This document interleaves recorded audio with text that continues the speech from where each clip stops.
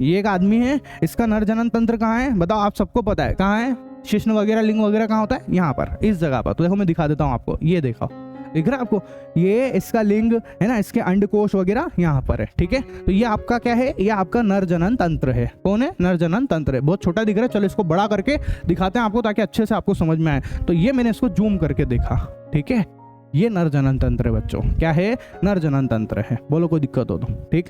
क्या बोला, नर जनन तंत्र बनाने वाले अंग को जनन क्रिया में भाग लेते हैं, है ना, नर जननांग कहलाते हैं। क्या बोला, नर जनन तंत्र बनाने वाले अंग, नर जनन तंत्र बनाने वाले अंग जो जनन क्रिया में भाग ले, नर जननांग कहलाते हैं, ठीक है। जो जनन की क्रिया में भाग ले, है ना, उसको क्या बोलेंगे, नर जननांग कहलाएंगे। क्या कहलाएंगे बच्चों, वो नर जननांग कहलाएंगे, ठीक है। ये निम्न प्रकार के होते हैं। कौन कौन से होते हैं नर जननांग, कौन कौन से होते हैं वो सुनो, ठीक है। कौन कौन से, ये रहे नर जनन तंत्र के जो नर जननांग है उसके नाम आपके सामने ये लिखे हुए हैं, ठीक है।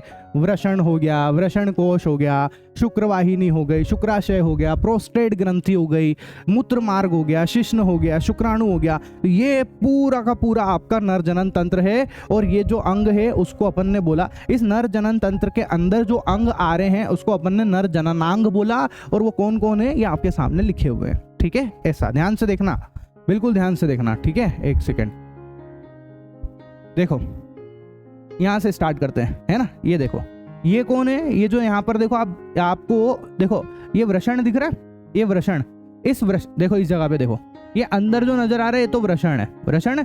और इसके बाहर देखो ये एक चीज और नजर आ रही है आपको, बाहर दिख रही है, बाहर, इसको बोलते हैं बच्चों वृषण कोश, है ना।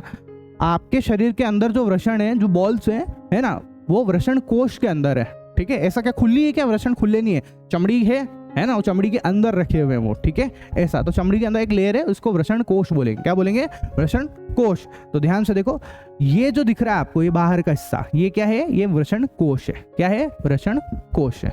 कौन से की बात कर रहा हूँ, ये देखो, ये जो नजर आ रहा है ना बाहर से, ये वृषण कोश है। मेरे हिसाब से दिख रहा होगा आपको क्लियर, ठीक है, बिल्कुल, ये वृषण कोश है ना, ऐसा। और ये जो अंदर दिख रहा है ये क्या है बच्चों, ये वृषण है ना, ये टेस्टिस है। देखो देखो देखो, ये तो वृषण कोश, और ये जो अंदर नजर आया ये कौन है, ये वृषण है। कितने वृषण है, 2, एक इधर एक इधर। कितने वृषण कोश है, 2, एक बाहर ये वाला और एक ये वाला, क्लियर। इसके बाद उसके बाद आपको नजर आ रहा है यहाँ पर ये शिश्न, लिंग, है ना, पेनिस। क्या है बच्चों, ये लिंग है, ठीक है, पेनिस, ये शिश्न है, सबको पता है ना, ऐसा। अच्छा, उसके बाद देखो, इस शिश्न के अंदर जो बीच में ये लाइन जा रही है, ये कौन सी वाली लाइन की बोल रहा हूं मैं बना के दिखाता हूं आपको। देखो एक सेकेंड, ये वाली लाइन की बात कर रहा हूं। कौन सी लाइन की बात कर रहा हूं, इसकी बात कर रहा हूं। देखो जरा, ये मैंने जो बनाया, देख रहा यहां पर, ये जो लाइन बनाई ना, इस लाइन की बात कर रहा हूं मैं, ठीक है। तो ये जो मार्ग दिख रहा है आपको, मैं ना बिगाड़ देता हूं वापस से इसको, ठीक है। ये जो मार्ग नजर आ रहा है, इस मार्ग को हम लोग बोलते हैं मूत्र मार्ग। क्या बोलते हैं, मूत्र मार्ग। मतलब उस रास्ते से जो मूत्र है, जो पेशाब है, वो अपने शरीर से बाहर निकलता है, ठीक है, ऐसा। बोलो कोई दिक्कत है, सिंपल है, दिख रहा है मूत्र मार्ग। चलो आगे सुनना,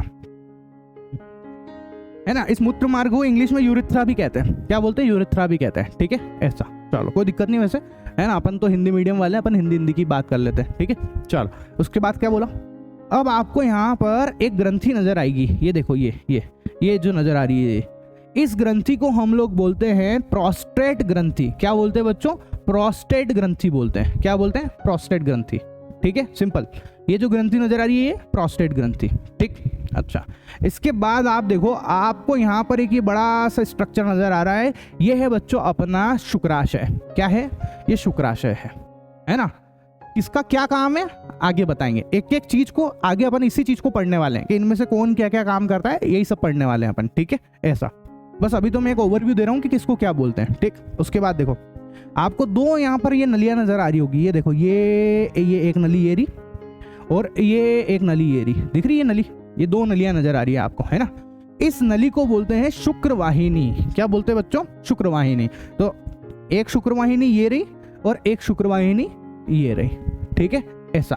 और ये जो ऊपर का नजर आ रहा है, ये हमारे जनन तंत्र में नहीं है, ऊपर के पार्ट मतलब ऊपर शरीर से और दूसरे अंगों से जाके जुड़ा हुआ है, ठीक है। ऐसा उसकी जरूरत नहीं है पढ़ने की यहाँ पर, इसलिए मैंने उसके बारे में ज्यादा बात करी भी नहीं है ना। ऐसा तो सिंपल आपको ये पूरी चीजें नजर आ गई होगी कि किसको क्या बोलते हैं, ठीक है। अब अपन स्टार्ट करते हैं, इसमें से एक एक जो चीज है, एक एक जो अंग है उसको पढ़ना, उसको समझने को शुरुआत करते हैं, ठीक है। तो ध्यान से देखो, सबसे पहले हम शुरू करते हैं वृषण से। किससे शुरू कर रहे हैं? वृषण से, ठीक है। तो ये आपका कौन है बोलो? ये वृषण है, दिख रहा है आपको? ये वृषण है, ये देखो मैंने एनिमेशन भी डाले उनके ऊपर, ये वृषण है, ठीक है। देखो ये देखो, ये वाली जगह क्या है बच्चों? ये वृषण है। कोई दिक्कत हो तो बोलो, नहीं? आगे सुनो, नर जननांगों में वृषण प्रमुख अंग है, इसकी संख्या 2 होती है, यह शरीर के बाहर होता है ना। देखो वृषण कितने हैं? 2 है, संख्या कितनी है? 2, और ये शरीर के बाहर होते हैं। बाहर क्यों होते हैं अभी बताता हूं, ठीक है। बाहर क्यों होते हैं, सुनना मेरी बात, बाहर क्यों होते हैं वो भी बताऊंगा आपको, ठीक है। इसका मुख्य कार्य शुक्राणु तथा टेस्टोस्टेरोन नामक हार्मोन का निर्माण करना है। वृषण का मेन काम क्या है? काम क्या है इस वृषण का? शुक्राणु और टेस्टोस्टेरोन नामक हार्मोन को उत्पादन करना है ना। शुक्राणु और टेस्टोस्टेरोन बनाने का काम करता है वृषण, ठीक है। ये दोनों वृषण क्या करते हैं? शुक्राणु और टेस्टोस्टेरोन बनाने का काम करते हैं, सिंपल, ठीक है। ऐसा अब यहाँ आया कि ये दोनों जो है शरीर के बाहर होते हैं। बताओ एक बात बताओ, आपके सारे अंग आपके शरीर के अंदर है ना, लेकिन जो वृषण है वो शरीर के बाहर लटके हुए, लटके ना, दोनों जो बॉल्स है वो शरीर के बाहर है। ऐसा क्यों?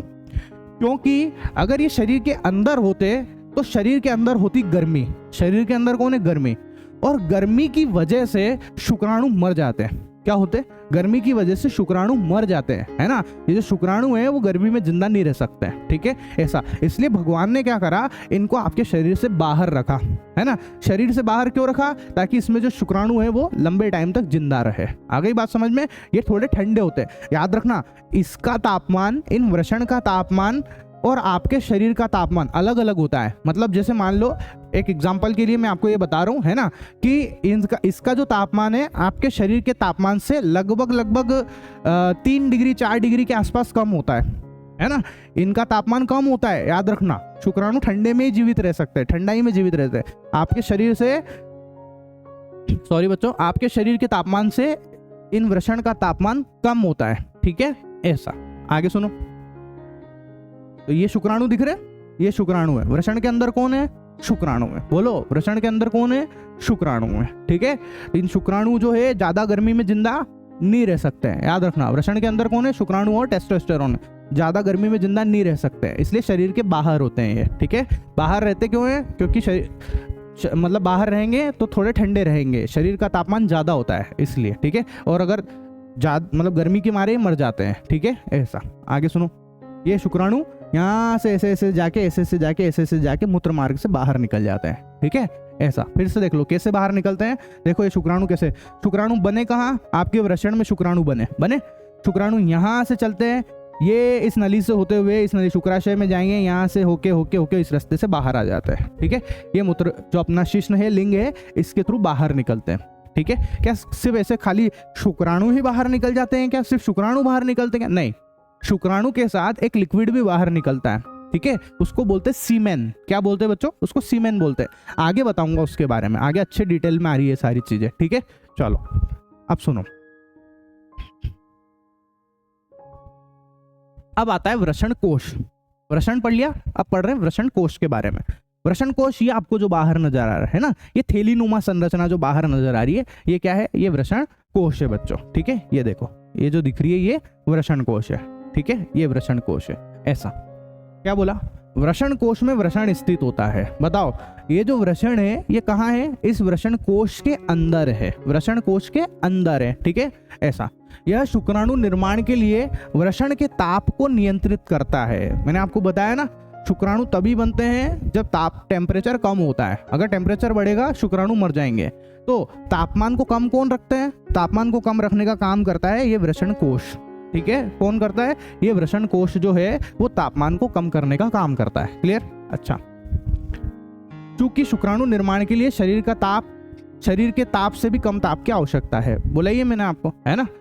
यहाँ पे ये जो वृषण है इसका ताप शरीर के ताप से भी कम होता है, ठीक है, तभी शुक्राणु बनते हैं। कोई दिक्कत हो तो बोलो, सिंपल है ना। अच्छा, इसके बाद अब आते हैं बच्चों शुक्रवाहिनी के ऊपर। किसके ऊपर? शुक्रवाहिनी, है ना। तो शुक्रवाहिनी कौन है? ये देखो, ये जो दो नजर आ रही है आपको, ये आपकी शुक्रवाहिनी है। कौन है बच्चों? ये शुक्रवाहिनी है, ठीक है। ऐसा अब देखना, जरा ध्यान से देखना, ठीक। वृषण में शुक्राणु निर्माण के बाद शुक्राणु एक नली से होता हुआ शुक्राशय तक पहुंचता है। इस नली को शुक्रवाहिनी कहते हैं, ठीक है। तो देखो, ये तो वृषण, ये वृषण है, इसके अंदर शुक्राणु है। ये जो शुक्राणु दिख रहे हैं अपने को, इधर भी दिख रहे हैं, इधर भी दिख रहे हैं, है ना। बहुत सारे होते हैं, बहुत सारे होते हैं, है ना। मतलब करोड़ों में होते हैं। ऐसे मत समझना कि मैंने 2-3 बना दिए। मैं तो करोड़ तो बनाने से रहा यहाँ पे, ये तो आपको समझाने के लिए मैंने इसे 2-3, 4-5 बना दिए यहाँ पे, ठीक है। ऐसा ये जो नली नजर आ रही है, ये अपनी कौन है? ये नली जो दिख रही है, ये कौन है? ये शुक्रवाहिनी है ना। और ये जो अपने को नजर आ रहा है, ये कौन है? ये शुक्राशय है। कौन है बच्चों? ये शुक्राशय है। कोई दिक्कत हो तो बोलो। ये कौन है? ये शुक्राशय है, ठीक है। वैसे मैंने ये सब पहले बता दिया, लिख दिया, सबसे पहले यही शुरुआत करी थी, पर एक बार और लिख देते, कोई दिक्कत नहीं। ये शुक्राशय है, ठीक है। ऐसा तो ध्यान से देखना, शुक्राणु शुक्रवाहिनी से होता हुआ शुक्राशय में जाता है और वहां से होता हुआ बाहर निकलता है, शिश्न से होता हुआ बाहर निकलता है ना। तो यही लिखा हुआ है, शुक्राणु एक नली से, वृषण में शुक्राणु निर्माण के बाद शुक्राणु एक नली से होता हुआ शुक्राशय तक पहुंचता है ना। इस नली को शुक्रवाहिनी कहते हैं, ठीक है। इस नली को क्या कहते हैं? शुक्रवाहिनी कहते हैं। तो कैसे जाता है देखो, जरा देख भी लो। ये शुक्रवाणु चला है यहाँ से, देखो, ये इस नली में से होता हुआ जा रहा है और ये शुक्राशय तक पहुंच गया, और शुक्राशय तक पहुंच के फिर ये बाहर निकल जाता है शिश्न के थ्रू। तो बताओ, वृषण से शुक्राशय तक किस नली के माध्यम से गया? इस नली के माध्यम से गया, और इस नली का नाम क्या है? शुक्रवाहिनी, ठीक है। शुक्रवाहिनी, इसको वैस डिफरेंस भी बोलते हैं, है ना, याद रखना, ठीक है। आगे सुनो, ये शुक्रवाहिनी मूत्राशय से आने वाली नली से जुड़कर, है ना, ये शुक्रवाहिनी मूत्राशय से आने वाली नली से जुड़कर एक संयुक्त नली बनाती है। अतः शुक्राणु तथा मूत्र दोनों समान मार्ग से प्रवाहित होते हैं। बताओ जरा, आप आपके लिंग से ही पेशाब करते हो और लिंग में से ही शुक्राणु भी निकलते हैं। दोनों चीजें एक ही मार्ग से होती है, सबको पता है ये बात, ठीक है। दोनों एक ही मार्ग से होती है। अच्छा, आगे सुनना, ठीक है। यहां तक कोई दिक्कत हो तो बोलो, नहीं? चलो अब क्या बोला? पुरुष नसबंदी में शुक्रवाहिनी को काट दिया जाता है। पुरुष नसबंदी में शुक्रवाहिनी को काट दिया जाता है। अब ये नसबंदी क्या होती है वो समझ लो आप, ठीक है। देखो क्या होता है कि जिनको है ना, जैसे मान लो किसी के 1-2 बच्चे हो गए, अब उनको और ज्यादा बच्चे नहीं पैदा करने, ठीक है। उनको और ज्यादा बच्चे नहीं पैदा करने, तो वो क्या करते हैं कि वो जो है इस शुक्रवाहिनी को ही कटा लेते हैं। ये जो शुक्रवाहिनी दिख रही है ना, इसको कटा लेते हैं, ठीक है। मतलब इसको यहाँ से कटा लेंगे, ठीक है। देखो, अभी जब ये कटा नहीं है तो आराम से ये ऐसे करके शुक्राणु बाहर निकल रहे। अब सोचो कि अगर ये कट जाए, क्या हो जाए? अगर ये कट जाए मतलब आप समझो कि अगर मैं ना इसको ऐसे कैंची से काट दूं, ठीक है, काट दूं यहाँ से, ये लो, ये मैंने ऐसे काट दिया, ये लो, दिख रहा है आपको? अब ये कट गया, और देखो ये मैंने काट दिया, ऐसा, ये काट दिया, ठीक है। या तो मैं काट दूं या फिर मैं धागे से बहुत ज्यादा इस पे टाइट बांध दूं इसको, है ना। काट दूं या धागे से बहुत ज्यादा टाइट बांध दूं, दोनों में से एक बात हो सकती है, ठीक है। ऐसा। अब एक बात बताओ, जब मैं इसको काट दिया मैंने, तो आप एक बात बताओ, शुक्राणु पहले आराम से यूं करके यहाँ आ रहे थे, है ना। अब शुक्राणु यहाँ से जाएंगे यहाँ तक। अब बताओ, यहाँ से तो रास्ता ही कट गया ना, तो शुक्राणु ऊपर जा ही नहीं पाएगा, तो फिर यहाँ से लिंग से बाहर आएगा ही नहीं, कभी भी बाहर नहीं आएगा, तो जो है कोई भी आदमी पिता नहीं बन पाएगा, है ना, फिर वो बाप नहीं बन सकता, ठीक है। आ गई बात समझ में? कोई दिक्कत हो तो बोलो, है ना। तो नसबंदी क्यों करते हैं? ताकि वो और ज्यादा बच्चे ना पैदा कर सके, इसलिए, ठीक है। ऐसा, कोई दिक्कत हो तो बोलो। आ गई बात समझ में? आपको क्या फंडा है काटने का, ये मैंने आपको काट के दिखा दिया है यहाँ पे, है ना। अच्छा, आगे बढ़ते हैं। अब आता है शुक्राशय क्या होता है वो सुनना। शुक्राशय एक थैली जैसी संरचना है, दिख रहा है हमको, ये थैली जैसा दिख रहा है लगभग, है ना, थैली जैसी संरचना है, जो मूत्र मार्ग के ऊपरी भाग के चारों ओर मूत्राशय के नीचे स्थित होता है, ठीक है। शुक्राशय कहाँ है? ये शुक्राशय है। मूत्र मार्ग कहाँ है? ये मूत्र मार्ग है, उसके ऊपर है, उसके तो ऊपर है, और यहाँ कहीं मूत्राशय होता है। मैंने आपको मूत्राशय पढ़ाया है, पहले पढ़ाया ना, मूत्राशय पढ़ा है कि नहीं पढ़ा है ना। तो यहाँ कहीं मूत्राशय होता है, ठीक है। ऐसा मैं आपको एक दो मतलब देखो यहाँ पर उसको बनाना जरूरी तो नहीं है, पर आपको समझाने के लिए मैं ऐसा कर रहा हूँ। तो ये मत सोचना कि वो अलग से क्यों कर रहे हो आप, ठीक है। मैं मूत्राशय आपको बना के दिखा देता हूँ। हमने ना ऐसा बनाया था मूत्राशय, ये इस टाइप से होता है ना, कुछ इस टाइप से होता है जिसमें मूत्र इकट्ठा होता है, यहाँ मूत्र इकट्ठा होता है और ये जुड़ी हुई है मूत्र से, ये मूत्राशय ये ऐसे जुड़े हुए रहते हैं ये, ठीक है। ऐसा तो क्या बोला, शुक्राशय एक थैली जैसी संरचना है जो मूत्र मार्ग के ऊपरी भाग के चारों ओर मूत्राशय के नीचे स्थित होता है। मूत्र मार्ग ये मूत्र मार्ग है, इसके ऊपरी भाग ये ऊपरी भाग और मूत्राशय के नीचे स्थित होता है, ठीक है। ऐसा मूत्राशय में कौन भरा होता है, पेशाब भरा होता है, मूत्र भरा होता है, ठीक है। ऐसा तो क्या बोला, मूत्र और शुक्राणु दोनों एक ही रास्ते से निकलते हैं, क्लियर है ना। ऐसा मूत्र मार्ग से निकलते हैं। अच्छा, अब ये जो शुक्राणु है, सॉरी ये जो शुक्राशय है, ये करता क्या है, शुक्राशय क्या करता है, यह शुक्राणु को सक्रिय करता है। ये क्या करता है, शुक्राणुओं को एक्टिवेट करता है, सक्रिय करता है ना। आगे सुनना, ये है आपका शुक्राशय, क्लियर। चलो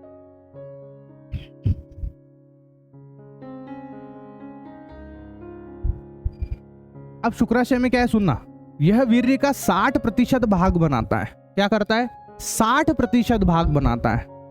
वीर्य, जब आप बड़े हो जाते हो, एक उम्र में आ जाते हो, किशोर हो जाते हो, तो आपके शरीर से वीर्य निकलना स्टार्ट होता है ना। सीमेन बोलते हैं, वीर्य निकलना स्टार्ट, स्पर्म बोलते हैं उसको, है ना। सीमेन के अंदर स्पर्म मिले होते हैं, उसको पूरे को वीर्य बोल देते हैं, ठीक है।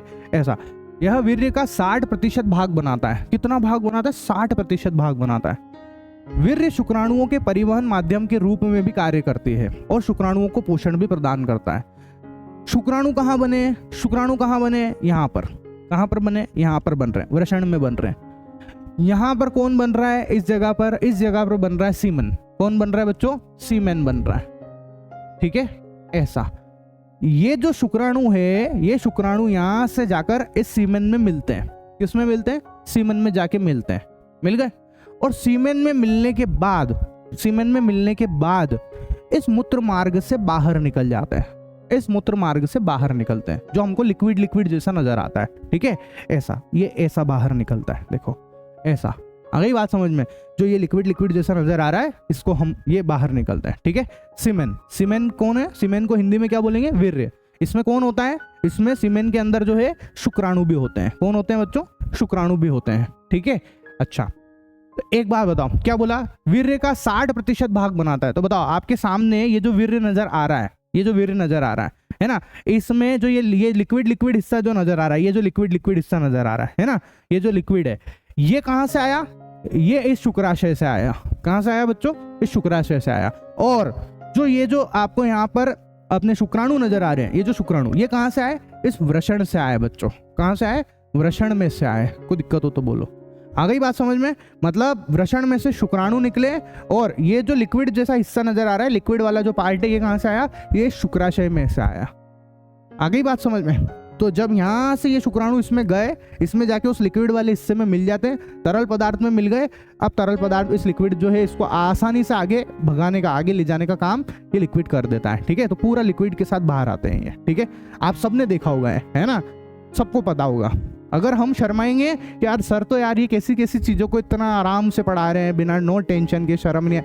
भाई साहब, शर्म का कोई काम ही नहीं है ना। मेरा काम आपको सिखाने का है, आपका काम सीखने का है, वो बात अलग है। आपका काम हंसने का भी, आप हंसें, कोई टेंशन वाली बात, मजे लो आप, कोई दिक्कत नहीं है ना। ऐसा आगे सुनो।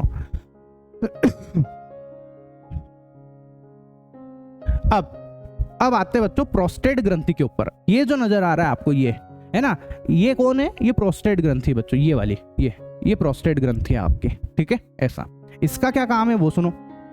यह एक बाह्य स्त्रावी ग्रंथि है जो एक सफेद तरल पदार्थ का स्त्राव करती है, जो वीर्य का 25 से 30% हिस्सा बनाती है ना। ये जो वीर्य है ना, ये जो वीर्य दिख रहा है, इस वीर्य में, ये वीर्य देखो थोड़ा सफेद दिख रहा है, ये बीच में देखो सफेद सा तरल पदार्थ जैसा दिख रहा है ना, सफेद तरल पदार्थ नजर आ रहा है अपने को, दिख रहा है। तो वो सफेद तरल पदार्थ जो है ना, वो कहां से निकला है, वो निकला है अपना इस प्रोस्टेट ग्रंथि में से। किस में से निकला है, प्रोस्टेट ग्रंथि में से निकला है, जो आपके वीर्य का 25 से 30% हिस्सा बनाती है। ठीक है, 25 से 30% हिस्सा कहां से बनता है? बोलो कहां से बनता है? इस प्रोस्टेट ग्रंथि में से बनता है। ठीक है, ऐसा बोलो, कोई दिक्कत हो तो। ठीक है, सिंपल ऐसा। तो क्या क्या है भैया बताओ? वृषण जो है ना, वृषण में से क्या निकलते हैं? शुक्राणु निकलते हैं। क्या निकलते हैं बच्चों? शुक्राणु निकलते हैं। वृषण में से शुक्राणु निकलते हैं। ठीक है, इसके बाद फिर उसके बाद शुक्राशय। शुक्राशय में से क्या निकलता है? बोलो, शुक्राशय में से वीर्य का कितना प्रतिशत? 60 से 70% भाग होता है। ठीक है, वीर्य का 60 से 70% भाग। ठीक है, ये 60 से 70% भाग। और इसके बाद फिर ये प्रोस्टेट ग्रंथि है ना, प्रोस्टेट ग्रंथि अपनी कौन सी ग्रंथि? प्रोस्टेट ग्रंथि। ये जो प्रोस्टेट ग्रंथि है, इसमें से क्या होता है? इसमें से वीर्य का 25 से 30% भाग होता है, 30% भाग। ठीक है, ऐसा। तो ये तीनों चीजें मैंने आपके सामने लिख दी है ना। वीर्य क्या है? वीर्य आपको ये नजर आ रहा है, यहाँ पे ये नजर आ रहा है। ठीक है, मतलब इसमें और इसमें से निकलने वाली चीजें मिलकर वीर्य बना रही है। ठीक है, ये निकलने वाली चीजें जो है वो वीर्य बना रही है। ठीक है, और उसका कितना प्रतिशत है ये वहां पे लिखा हुआ है, आपके सामने लिखा हुआ है। ठीक है, ऐसा। कोई दिक्कत हो तो बोलो, है ना। ठीक है, चलो आगे बढ़ते हैं। मूत्र मार्ग, यूरिथ्रा, मूत्र मार्ग, शिश्न क्या बोलेंगे उसको? इस मूत्र मार्ग, ये जो दिख रहा है आपको ये बीच में, ये कौन है? ये शिशन है, ये शिशन है ना। और इस शिशन के बीच में जो रास्ता जा रहा है, जो रास्ता ये जो जा रहा है, ये इसको हम लोग बोलते हैं मूत्र मार्ग। ठीक है, होता ही है मूत्र मार्ग। आपके शिश्न के अंदर आप देखोगे एक छेद सा नजर आएगा, ये यहाँ पर जो है एक बारीक सा छेद सा नजर आएगा, जिसमें से आपका पेशाब बाहर निकलता है, जिसमें से आपका स्पर्म सीमेन बाहर निकलता है, वीर्य बाहर निकलता है उस छेद में से। ठीक है, तो वो जो छेद है वो कहीं से तो आ रहा होगा ना, वो जो छेद दिखता है अपने को वो कहीं से तो आ रहा होगा, उसका रास्ता कहीं से तो दिख रहा होगा। तो उसका रास्ता जहां से आ रहा है वो रास्ता, उस रास्ते को हम लोग क्या बोलते हैं? मूत्र मार्ग बोलते हैं। ठीक है, ऐसा। वो जो छेद है जो हमको यहाँ बाहर से नजर आता है ना, उसका रास्ता है ये। ठीक है, वो मूत्र मार्ग है। कोई दिक्कत हो तो बोलो। तो क्या बोला? यह एक पेशीय नलिका है जिससे मूत्र शुक्राणु बाहर निकलते हैं। मूत्र और शुक्राणु इससे बाहर निकलते हैं, सिंपल सी बात है। ठीक है, ये रही वो बीच में, है ना। फिर से देख लो, ये देखो, ये बीच में होती है। ठीक है, चलो यहाँ से देखो, ये शुक्राणु गया, ये शुक्राणु गया, और ये इस रास्ते से होते होते ऐसे बाहर निकलता है, ऐसे पेशाब भी बाहर निकलता है। ठीक है, चलो अब आते हैं शिश्न के ऊपर, पेनिस। ये तो सबको पता है, इसमें तो कोई टेंशन ही नहीं, ऊपर से दिखता है तो बाहर से नजर आता है ना, है ना। ये तो मतलब अब क्या ही बोलूं इसके बारे में, तो है क्या नहीं। ऐसा तो बोलो, ये एक बेलनाकार अंग है। वाह वाह वाह, बेलनाकार, बेलन जैसे शेप का होता है, इसलिए इसका नाम क्या रखा? बेलनाकार अंग। ठीक है, तो ये एक बेलनाकार अंग है जो वृषण कोश के बीच लटकता रहता है। बिल्कुल, वृषण कोश, ये जो दो बॉल्स है ना, राइट साइड जो बॉल्स है उसके बीच में होता है ये। ठीक है, ऐसा। यह सर क्या पढ़ा रहे हो? इसके तो हम ज्ञाता है सर, मतलब ये तो हम आपको पढ़ा दे उल्टा, ऐसी फीलिंग आ रही होगी आपको, क्या सर ये तो हम पढ़ा दे आपको, ये तो सब जानते हैं हम, मतलब अगर एग्जाम में ये आ जाए तो फुल में से फुल 100% मार्क्स आए, है कि नहीं। मतलब कोई टेंशन ही नहीं, अपन तो पूरा फेल दें इस चैप्टर को, इतना बढ़िया अगर ऐसे हमको सब चीज़ें समझ में आ जाए। और ये तो वैसे भी जानते हैं ना, मैंने देखा है बहुत सारे, एक मजाक के तौर पर कि किसी के क्वेश्चन आया कि भैया वीर्य का चित्र बनाओ, है ना। अब वो एग्जाम में बैठा है, वो चित्र बना रहा है, उसकी नज़र नीचे थी। ठीक है, उसकी नज़र नीचे थी, तो उसके पड़ोसी जो भी था, उसके पास में बच्चा बैठा था, उसने बोला कि मैडम सर ये देखो, ये बच्चा जो है चीटिंग कर रहा है। आपको समझ में आ जाएगा, आ गया होगा बहुत सारे बच्चों में क्या बोलना चाह रहा हूँ। ठीक है, ऐसा। तो देखो जरा, ये क्या है? ये है शिश्न। ठीक है, ऐसा। क्या बोला? बेलन के आकार का होता है, दोनों वृषण कोश के बीच में लटकता रहता है। ठीक, यह बाह्य जननांग है, इसका मुख्य कार्य शुक्राणु को मादा जननांग तक पहुंचाना है। ठीक है, ये बाह्य जननांग है, भाई बाहर से नजर आता है ना, लिंग जो है, शिशन जो है, पेनिस, वो अपने को बाहर से ही दिखता है। ठीक है, रोज देखते हैं अपन उसको, है कि नहीं। ऐसा, तो ये बाह्य जननांग है ना। और इसका मेन काम क्या है? शुक्राणुओं को मादा जननांग तक पहुंचाने का काम है ना। शुक्राणुओं को, ये जो शुक्राणु दिख रहे हैं, ये जो शुक्राणु नजर आ रहे हैं अपने को, इसको यहाँ से लेके कहाँ पहुंचाता है? ये लड़कियों के मादा जननांग मतलब योनि में, ठीक है, लड़कियों स्त्रियों के योनि में, है ना, मादा जननांग में पहुंचाने का काम करता है ये। क्यों पहुंचाता है? बच्चा पैदा करने के लिए, ठीक है। ऐसा जब शादी हो जाती है उसके बाद ये प्रोसेस होती है, ठीक है। ऐसा आगे सुनो। अब आते हैं शुक्राणु, जिसके बारे में अपन बात करे जा रहे, क्या होता है शुक्राणु वो बता रहे हैं अब आपको, ठीक है। ऐसा शुक्राणु सूक्ष्म संरचना है जिसमें मुख्यतः आनुवांशिक पदार्थ होते हैं तथा एक लंबी पूंछ होती है जो उन्हें मादा जननांग कोशिका की ओर तैरने में सहायता करती है, ठीक है। ऐसा तो ये शुक्राणु है। बोलो, मैंने बताया था आपको ये इसका सबसे पहला भाग है, सिर बोलते हैं इसको, है ना। ये बीच का भाग है, मिडिल पार्ट, ठीक है। शॉर्टकट में लिख दो MP, मिडिल पार्ट। और ये उसकी पूंछ है, क्या है? ये पूंछ है। ये तैरते हैं, है ना, ये देखो तैर रहे हैं, ये ऐसे तैरते हैं ये, ठीक है। ऐसा और मादा जननांग कोशिका की ओर तैरने में सहायता करती है ये पूंछ। और ये जो दिख रही है पूंछ, ये पूंछ क्या करती है भाई? इनको तैरने में सहायता करती है, ठीक है। आगे जाने मादा के अंदर, मादा की जो योनि है उसमें आगे ऐसे ऐसे करके तैरते तैरते तैरते तैरते अंदर पहुंच जाते। करोड़ों की संख्या में होते हैं, करोड़ों की संख्या में होते हैं, ठीक है। ऐसा अब